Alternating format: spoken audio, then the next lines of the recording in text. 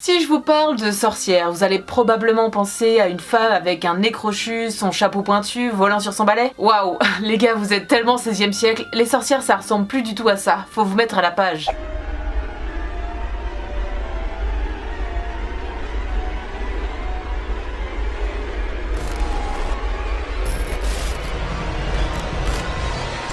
Witches are back, bitches! Les amis, je suis ravie de vous retrouver dans une nouvelle vidéo. En ces temps incertains, j'espère que vous vous portez bien. Et sinon, on va essayer de conjurer le mauvais sort ensemble. Les sorcières sont de retour et on est très loin du cliché de la vieille femme avec son chapeau pointu et son balai. Même si elles gardent certaines caractéristiques, leur image a complètement changé au fil des années dans la pop culture. Je dirais même qu'elles représentent carrément l'image inverse qu'on leur donnait à l'époque. Avec les remakes et les réadaptations des classiques comme Les Nouvelles Aventures de Sabrina, The Craft, Les Nouvelles Sorcières ou encore Sacrées Sorcières, nos magiciennes bien-aimées reviennent en force. Mais avant de parler de ce qu'elles sont maintenant, on va essayer d'analyser un peu d'où vient cette image de la sorcière. Vous avez déjà entendu parler de la chasse aux sorcières ?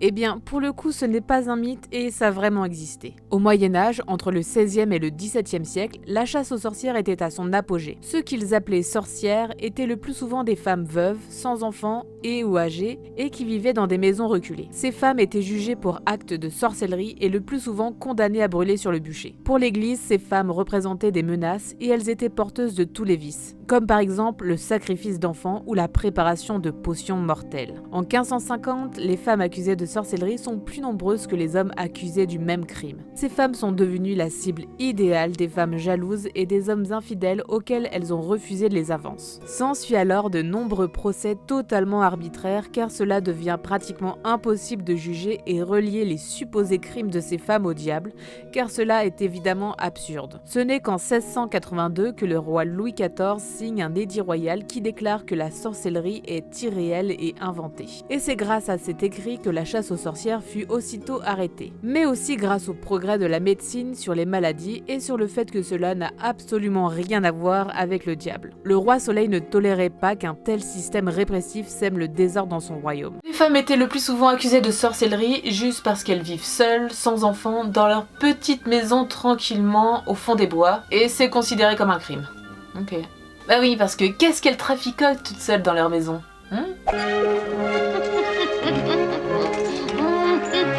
Non, en fait, c'est juste qu'elles n'aiment pas qu'on les fasse chier, et ça a rien à voir avec Satan. Mais avec la littérature et la pop culture, cette image de sorcière ne s'arrange pas. Notamment dans les contes pour enfants qui continuent d'alimenter le stéréotype de la méchante sorcière. Comme dans le conte très connu d'Hansel et Gretel, où cette mamie gâteau qui vit au fond des bois et qui a l'air toute gentille à vouloir aider deux pauvres enfants affamés, se trouve en fait être une vilaine sorcière mangeuse d'enfants. Au gingembre et à la poire. Je n'ai encore jamais fait cette sorte de tarte.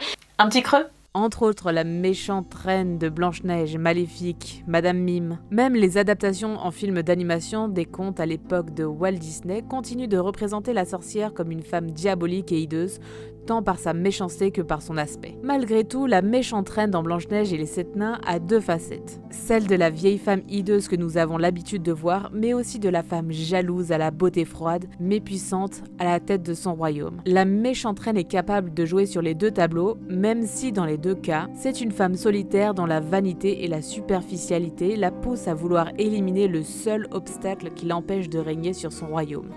Blanche-Neige. On commence tout de même à voir une autre facette de la sorcière classique, même si son nez crochu lui colle toujours à la peau. Bon, mais nous, on en a un peu marre de cette image de la vieille vilaine sorcière, parce qu'en vrai, qu'est-ce qu'il y a de mal à vouloir vivre seule, sans enfant, dans sa cabane au fond des bois, hein ? Et de vouloir éliminer ses concurrentes ?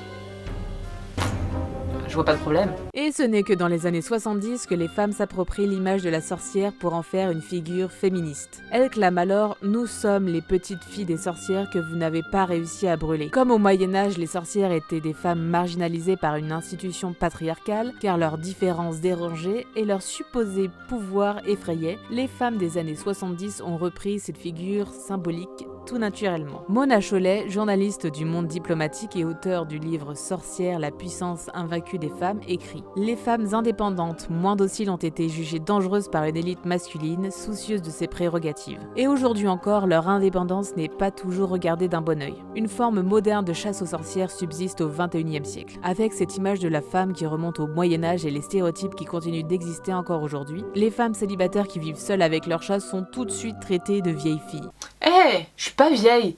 Par contre, lui, ouais, avec ce vieux cliché de la vieille vilaine sorcière, les femmes ne sont pas gâtées. Mais heureusement que les années 90 arrivent à notre rescousse. Et oui, c'est à partir du milieu des années 90 que les sorcières ne sont plus représentées comme des vieilles femmes hideuses et méchantes, mais plutôt comme des femmes jeunes, sexy et badass. Juste après Hocus Pocus sorti en 1993, le film The Craft de 1996 affiche ces jeunes sorcières aux jupes courtes et aux décolletés plongeants. On est très loin de l'image de la sorcière de Blanche-Neige. La même année sort la série Sabrina l'apprentie sorcière, l'histoire d'une ado de 16 ans qui apprend qu'elle est en fait une sorcière.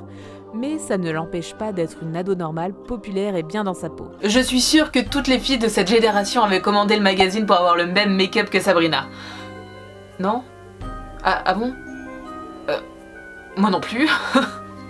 Elle représente la sorcière sympa et qui se prend pas la tête. Il est facile de s'identifier à elle, car on a tous envie d'être cool quand on est ado, pas vrai ? Et évidemment, comment ne pas parler des années 90 sans parler de la série Charmed, Charmed, comme on disait. Toi-même tu sais. Les sœurs Halliwell sont sexy, des icônes de la mode et font des soirées dans le club de Piper, le P3. Ouh, c'est la fête, yeah. Miaou. Même si, honnêtement, l'image de la femme n'est pas forcément ouf dans cette série, les sœurs Halliwell représentent quand même la sorcière sexy, puissante et indépendante. Elles assument leur amour et défient les règles, comme par exemple Phoebe avec Cole ou encore Piper et Léo. Bon, si pour s'émanciper elles ont besoin d'un mec, il y a encore des choses à revoir, mais au moins, elles font ce qu'elles veulent avec leur cul. Voilà. Ok, bon. Il y a aussi Willow de Buffy contre les vampires, jeune sorcière qui devient très puissante et assume ouvertement sa relation avec Tara, ce qui fait de ce couple le premier couple lesbien dans une série télé. Ah, c'est pas les frères Grimm qui vont raconter ça. L'image de la sorcière a définitivement changé. Et on le remarque aussi dans la saga Harry Potter avec Hermione Granger, n'en déplaise à certains.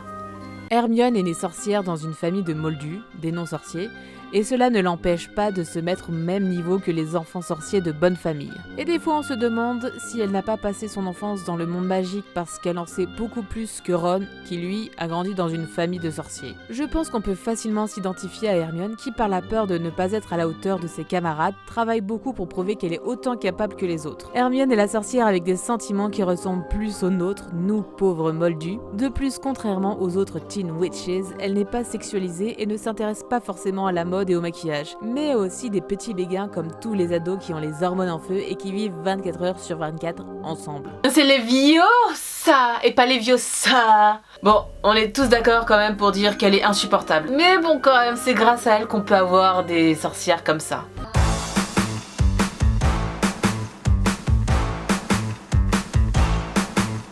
Depuis quelque temps, les sorcières sont de retour sur nos écrans, avec The Witch, Sabrina, The Craft, avec les mêmes problématiques qu'il y a 50 ans et les mouvements féministes qui se multiplient, notamment avec les hashtags Balance ton porc et MeToo.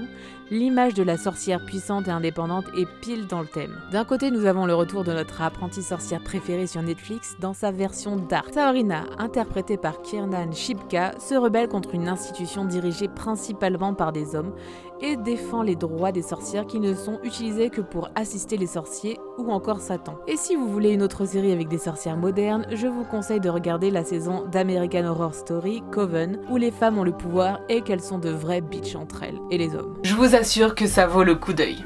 Je pense quand même que le message derrière tout ça est que les femmes ont aussi le droit d'être libres, indépendantes, queer, rebelles et propriétaires de chats sans qu'on les traite de sorcières, de vieilles filles ou encore de traînées. On le voit quand même de plus en plus dans les séries, les films, les réseaux, mais il y a encore beaucoup de progrès à faire. Le seul truc qui me dérange dans les personnages de sorcières, c'est qu'il y a souvent un homme dans le fait que la sorcière soit bonne ou méchante. Parce qu'un homme la trahit et brisé son cœur, la sorcière va devenir méchante et aigrie, ou au contraire, elle va utiliser ses pouvoirs pour aller sauver l'homme qu'elle aime. Même si, pour une fois, c'est une femme qui va avoir le rôle de la sauveuse, si elle n'avait pas son mec à sauver, elle n'aurait pas découvert tout le potentiel de ses pouvoirs, alors que quand on regarde les mêmes personnages du côté masculin, on n'a pas souvent ces problématiques. Et oui, l'image de la sorcière a beaucoup évolué depuis le Moyen-Âge et c'est même devenu un mode de vie où on se rapproche de la nature, on s'occupe de soi et des autres, tout en militant pour l'égalité. Voilà, c'est déjà la fin de cette vidéo, j'espère que ça vous aura plu et intéressé. N'hésitez pas à me dire ce que vous en avez pensé et quelle sœur Halliwell vous incarniez avec vos potes dans la cour de récré. En attendant, prenez soin de vous et de vos proches. On se retrouve bientôt dans une nouvelle vidéo. Bye!